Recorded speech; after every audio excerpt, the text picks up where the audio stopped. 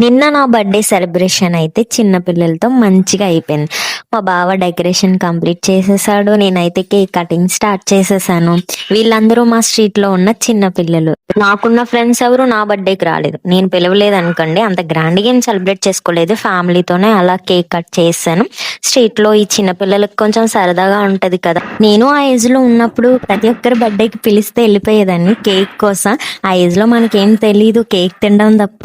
ఏదేమైనా చిన్నప్పటి రోజులే వేర్లే. ఇంకా నా బర్త్డే విషయానికి వస్తే అందరితో కేక్ కటింగ్ హ్యాపీగా చేశాను. నాకైతే చాలా హ్యాపీగా అనిపించింది పేరెంట్స్ తో సెలబ్రేట్ చేసుకోవడం. మా ఇంట్లో వాళ్ళు నా మీద చూపించే ప్రేమకి నేను ఇంకా చిన్నపిల్లలాగే బిహేవ్ చేస్తాను మా ఇంటికి ఎప్పుడు వెళ్ళా సరే. ఎందుకంటే పేరెంట్స్ దగ్గర మనం ఎంత పెద్దవాళ్ళమైనా సరే చిన్నపిల్లలాగే బిహేవ్ చేస్తాం. వాళ్ళు కూడా మనల్ని అలానే చూస్తారు. ఇంకా ఈ కేక్ మీద ఉన్న పేరు చదవండి. నా పేరు రేవతి అయితే వాళ్ళు ఏదో రాశారు. మా తమ్ముడు వాళ్ళ ఫ్రెండ్స్ వెళ్ళారంట కేక్ తీసుకురావడానికి. వాళ్ళు ఏం చెప్పారో గానీ నేమైతే చూసుకొని నేను చాలాసేపు నవ్వుకున్నాను.